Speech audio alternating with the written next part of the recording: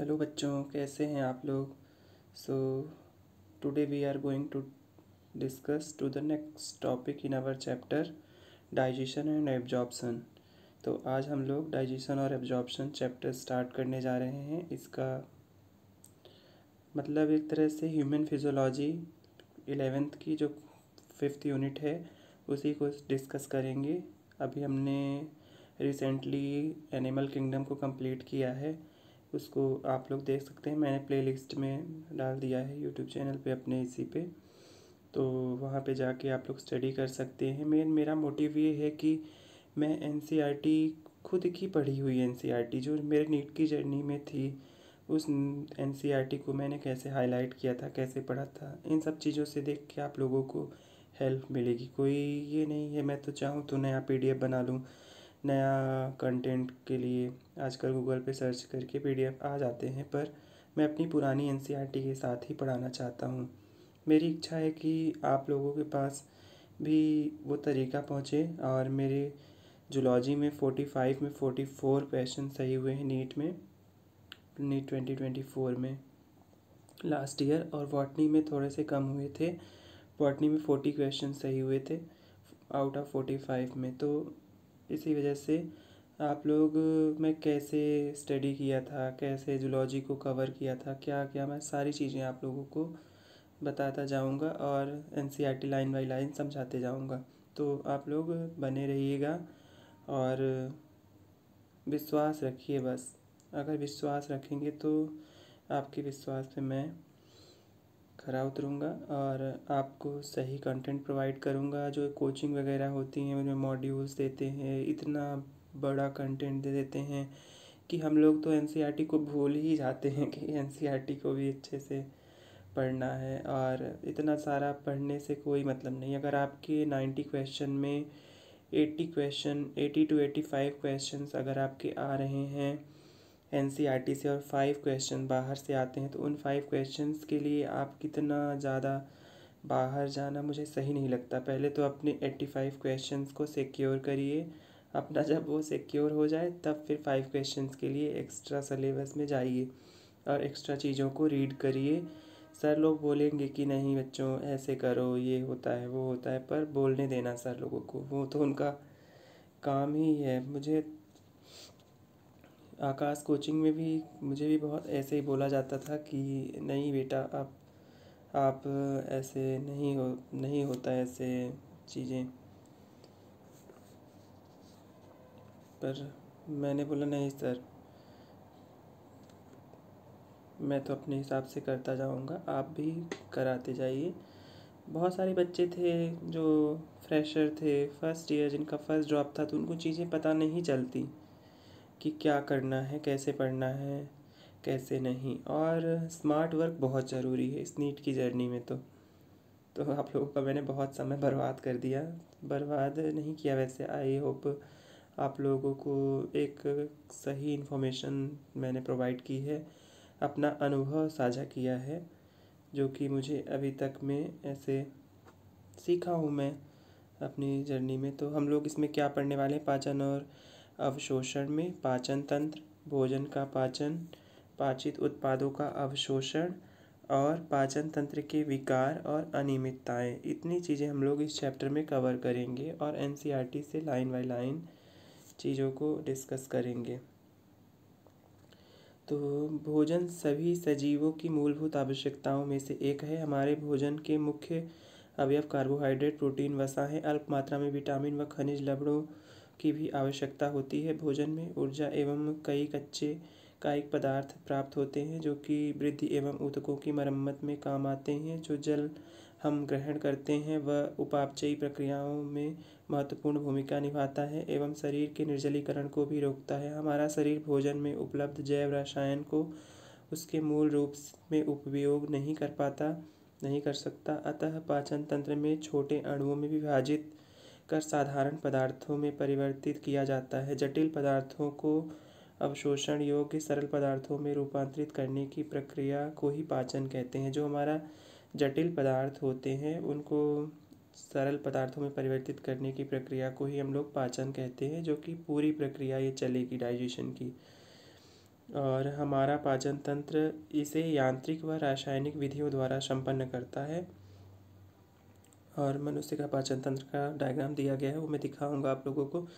तो जटिल यांत्रिक और रासायनिक, रासायनिक मतलब केमिकल्स जो रिलीज होते हैं, हमारे बाइल होते हैं, बाइल जूस होते हैं ये सब। और यांत्रिक क्या होता है, जैसे कि जब हम भोजन को मुंह में अपने चबाते हैं फिर उसके बाद निगलते हैं, तो वो जो हमारा होता है ना मुंह में काइम बनता है, मुंह में तो बोलस होता है सॉरी, फिर अंदर जब आमाशय में जाता है तो उसे काइम कहते हैं। इस तरीके से होता है। 16.1 पाचन तंत्र। मनुष्य का पाचन तंत्र आहार नाल व सहायक ग्रंथियों से मिलकर बना होता है। आहार नाल 16.1.1 आहार नाल अग्रभाग में मुख से प्रारंभ होकर पश्च भाग में स्थित गुदा द्वारा बाहर की ओर खुलता है। मतलब ये माउथ से हमारा जो डाइजेस्टिव सिस्टम होता है वो एनस तक होता है। मुख गुहा में खुलता है। मुख गुहा में कई दांत और एक पेशी जिह्वा होती है। प्रत्येक दांत जबड़े में बने एक सांचे में स्थित होते हैं। इस तरह की व्यवस्था को गर्ददंती थिकोडोंट कहते हैं। मनुष्य सहित अधिकांश स्तनधारियों के जीवन काल में दो तरह के दांत उगते हैं, स्थायी दांत समूह अवस्था अथवा दूध के दांत, जो वयस्क अवस्था में स्थायी दांतों में परिवर्तित हो जाते हैं। इस तरह के दांत की व्यवस्था को हम लोग द्विबारदंती डाइफाइडोंट कहते हैं। अब जैसे जो कि दांत हमारे दो बार आए, पहले तो एक तो थिकोडोंट जो गर्त में धंसे हुए होते हैं, और दूसरा फीचर है कि डाइफाइडोंट। और डाइफाइडोंट मतलब कि क्या है कि जो कि दूध के दांत हैं, तो बचपन में हमारे जो दांत आते हैं ना तो फिर वो निकल जाते हैं, फिर उसके जगह पे दूसरा दांत स्थायी दांत आते हैं ना, तो उसी को यहाँ पे कहा गया है कि डाइफाइडोंट। और एक और तीसरा हमारा होता है हेट्रोडोंट। हेट्रोडोंट में क्या होता है, जो हेट्रोडोंट होता है वो यह बोल रहा है कि दो मतलब अलग अलग प्रकार के दांत होते हैं। जैसे कि हमारे दांत 4 प्रकार के होते हैं, कैनाइन, इंसीजर, प्रीमोलार, मोलार। ये आगे भी हम लोग डिस्कस करने वाले हैं। तो इस प्रकार से ये होता है। तो हमारा पहले डाइजेस्टिव सिस्टम का डायग्राम देख लीजिए आप लोग कैसे है। माउथ है ना, मुख गुहा है, फिर ये जीवा है, और ये हमारी बाइल बाइल मतलब लार ग्रंथियाँ हैं, बाइल ग्लैंड जो हैं हमारा। और ये ईसोफेगस है, और ये जो हमारा ईसोफेगस से क्या होता है, फूड पाइप है। और जो रिस्पायरेटरी पाइप है उसे ट्रैकिया बोलते हैं। और इन दोनों के जो स्थल होता है जहाँ पे ये दोनों खुलते हैं उसे हम लोग कृष्णी या फेरिंग्स बोलते हैं। तो जो फेरिंग्स होता है, फेरिंग्स में क्या होता है कि ये हमने दर्शाया है, ये जो ये है ना यहाँ पे, तो ये फेरिंग्स है। फेरिंग्स में ये कृष्णी का लिखा है। ये कृष्णी जो होता है ये हमारा क्या काम करता है, जहाँ पे हमारा फूड पाइप और रिस्पायरेटरी पाइप दोनों का ओपनिंग होती है। और जो अभी मैं एक एक्स्ट्रा इन्फॉर्मेशन आपको बता देता हूँ, जो कि हमारी ईपीग्लॉटिस होती है। ईपीग्लॉटिस जो होती है वो रिस्पायरेटरी पाइप को ढक के रखती है। रिस्पायरेटरी पाइप जो हमारी होती है उसे ईपीग्लॉटिस ढक लेती है। तो उसके ढकने से क्या होता है कि जब ईपीग्लॉटिस उससे जैसे ही हम कुछ फूड को निगलते हैं अपने अंदर, तो वो ईपीग्लॉटिस जब हम फूड को अपने अंदर लेते हैं तो जो ईपीग्लॉटिस होता है वो उस ढक्कन को ढक देता है। ये जो है रिस्पायरेटरी, इस ढक्कन को ऐसे ढक देगा, तो हमारा फूड जो है वो ट्रैकिया में ना जाके ईसोफेगस से होता हुआ हमारे स्टमक में चला जाता है। तो इस प्रकार से यह है। फिर लार ग्रंथि दिखाई गई हैं, और फिर ये हमारा ये ईसोफेगस है, ये ईसोफेगस है। और ये ट्रैकिया मैं यहाँ पे लिख लिया हूँ, ट्रैकिया है, आपको शायद दिख रहा हो। तो ये हमारा ट्रैकिया होता है। इस प्रकार से आगे बढ़ते हैं। तो यहाँ पे हमारा आमाशय, ये हमारा देखिए आप, हमारे शरीर की सबसे बड़ी ग्रंथि जो होती है वो यकृत होती है। लीवर हमारे शरीर का सबसे बड़ी ग्रंथि मानी जाती है। और ये हमारा पित्ताशय है ना, पित्ताशय गाल ब्लैडर, जिसमें कि बाइल स्टोर होता है। बाइल तो बनता हमारे यकृत से है, पर उसमें वहाँ पे आके वो संचित होता है। ये बहुत लोगों का डाउट रहता है कि जो बाइल जूस होता है वो लीवर बनाता है कि गाल ब्लैडर पित्ताशय बनाता है। तो ये आप लोग क्लियर रखिएगा कि पित्ताशय गाल ब्लैडर यकृत में हमारे लीवर में बनता है और पित्ताशय में गाल ब्लैडर में इकट्ठा होता है। और ये हमारा आमाशय है, देखिए स्टमक है, स्टमक में फूड आएगा। फिर उसके बाद हमारा स्मॉल इंटेस्टाइन, स्मॉल इंटेस्टाइन, अभी उसके पहले ये भी जान लो, पेनक्रियाज होता है, अग्नाशय, ये भी हमारा पित्त रस का स्राव करता है, अग्नाशयी रस का मतलब पेनक्रियाटिक जूस का रिलीज़ करता है, जो कि हमारे यहाँ पे अब हमारा छोटी आंत आती है। उसके बाद छोटी आंत में क्या आता है, ड्यूडेनम, ग्रहणी इसे बोलते हैं, इसी शेप की है, देखिए आप लोग यहाँ पे ये ग्रहणी है। फिर उसके बाद हमारा आता है अग्र क्षुद्रांत, ड्यूडेनम के बाद आता है ज्यूजेनम, इसे ज्यूजेनम बोलते हैं।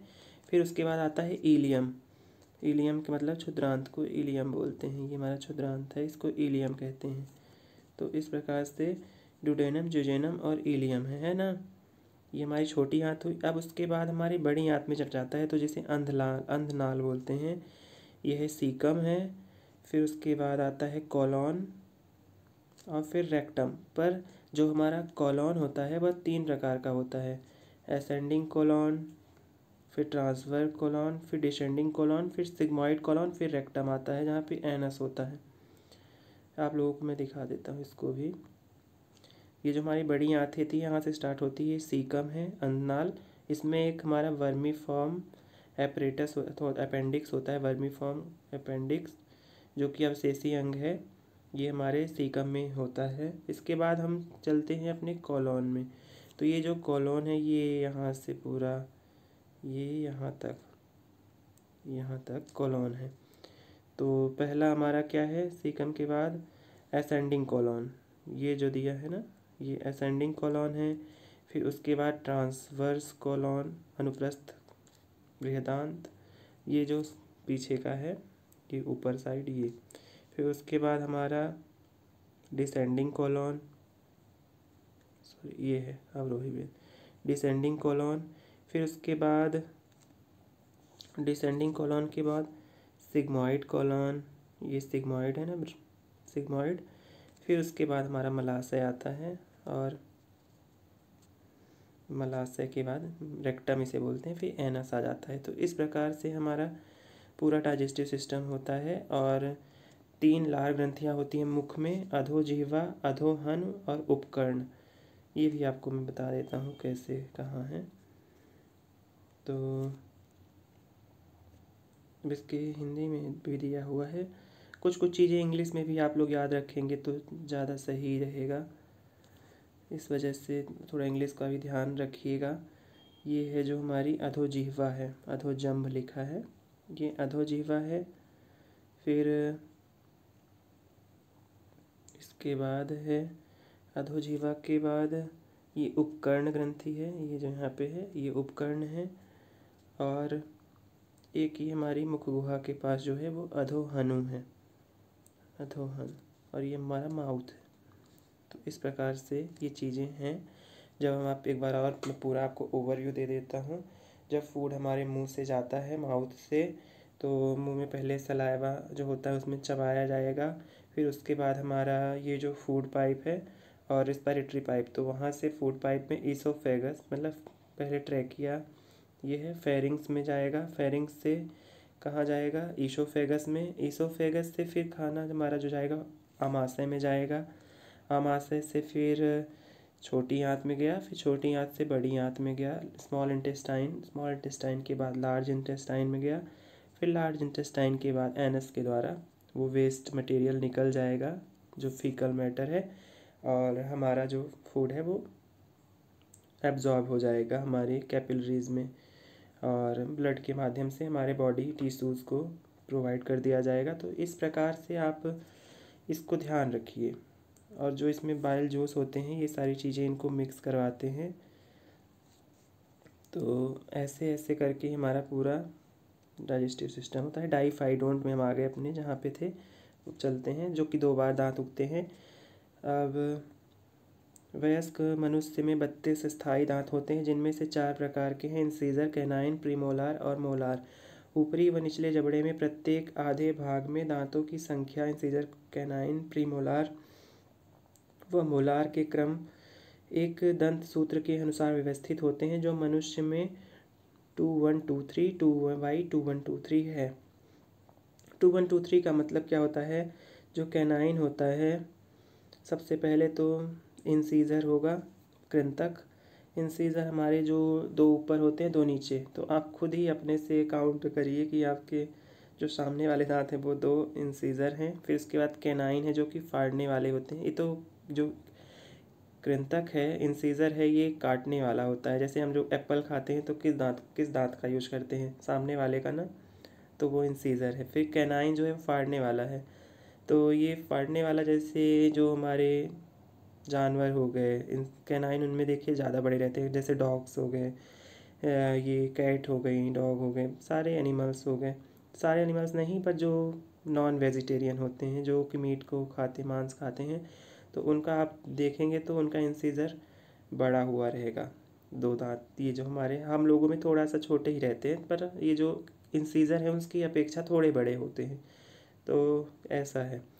फिर उसके बाद हमारा आ गया प्रीमोलार और मोलार। तो ये तो हमारे पीसने वाले दांत होते हैं, वो फूड को जो है उसको मतलब चबा के महीन बनाते हैं, तो प्रीमोलार होता है।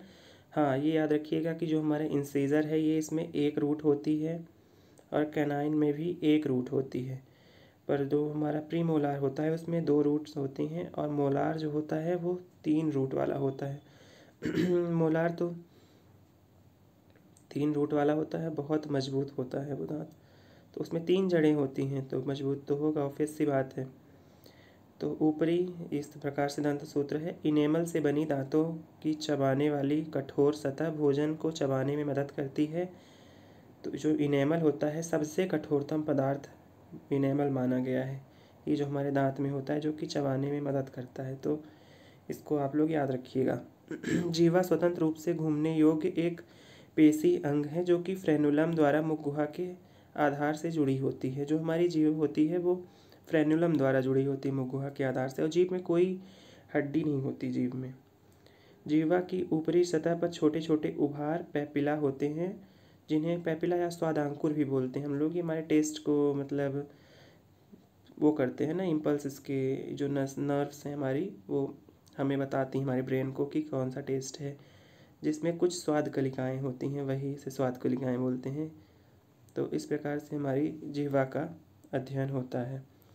मुख गुहा एक छोटी ग्रसनी में खुलता है, ग्रसनी मतलब फेरिंग्स में खुलता है, जो वायु एवं भोजन दोनों का ही पथ है। तो जो मतलब हमारा, मैं बोल रहा था ना, वायु और भोजन का दोनों पथ मतलब कि फेरिंग्स एक चौराहा जैसे होता है, जहाँ से हम लोगों को 2 रास्ता मिल जाता है कि हमें किधर मुड़ना है। तो वो हमारे ऊपर डिपेंड करता है। तो अगर मान लीजिए एक रास्ता बंद कर दिया जाए तो फिर तो हम एक में ही जा सकते हैं ना। उसी प्रकार से इसमें उपास्थ्यमय घाटी ढक्कन एपिग्लॉटिस होता है, जो कि भोजन को निगलते समय श्वास नली में प्रवेश करने से रोकता है, उसे ढक लेता है, जो हमारा एपिग्लॉटिस है। इसका एग्जांपल मैंने ऐसे दिया है आप लोगों को कि 2 रास्ता है रोड में, तो एक रोड अगर रास्ता बंद हो गई तो दूसरे में हम निकल जाएंगे, है ना।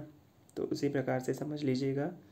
ईसोफेगस एक पतली लंबी नली है जो गर्दन व वक्ष के मध्य पट में होती है, होते हुए जे आकार के थैलेनुमा आमाशय में खुलती है। फिर उसके बाद हमारा जो ईसोफेगस है, ईसोफेगस ग्रसिका, ग्रसनी के बाद ये एक पतली नली होती है, और ग्रसिका का आमाशय में खुलना एक अवरोधनी द्वारा नियंत्रित होता है, जिसे क्या बोलते हैं? Cardiac sphincter. इसे हम कार्डियक स्फिंक्टर बोलते हैं। तो जो कि वो ढक्कन होता है। और ये भी याद रखिएगा कि जो हमारा जो ईसोफेगस है, इससे भोजन किस रूप में जाता है, तो बहुत हमेशा नीट में पूछा गया क्वेश्चन है। तो इसमें क्रमानुकुंचन द्वारा भोजन अंदर जाता है, ईसोफेगस द्वारा, ये याद रखिएगा। अब लेक्चर बहुत बड़ा हो रहा है, तो ये आप डायग्राम देख लीजिए कि अभी इसको मैं यहाँ से एक पेशी अवरोधनी द्वारा नियंत्रित होता है, यहाँ से कल अगले नेक्स्ट लेक्चर में कंटिन्यू करेंगे। काफ़ी बड़ा हो जाएगा, फिर अपलोड करने में मुझे प्रॉब्लम होगी। देखिए ये है इंसीजर, कैनाइन, प्रीमोलर, मोलर, जिसमें एक जड़ है। इंसीजर और कैनाइन में एक जड़ है ना, देखिए उसमें 2 जड़ है, इसमें प्रीमोलर और मोलर में 3 जड़ें हैं। तो ये 2 1 2 3 के हिसाब से आप लोग याद रखिएगा। एक और हनु में विभिन्न प्रकार के दंत विन्यास और दूसरी ओर हनुगर्तिकाओं को दर्शाते हुए, मतलब उनके जो जहाँ पे वो सेट होते हैं, ये है। अभी इस वाले पेज को मैं अगले लेक्चर से स्टार्ट करूँगा। आई होप आप लोगों को समझ में आया होगा। तो थैंक यू बच्चों, बाय बाय। अच्छे से पढ़िए, मेहनत कर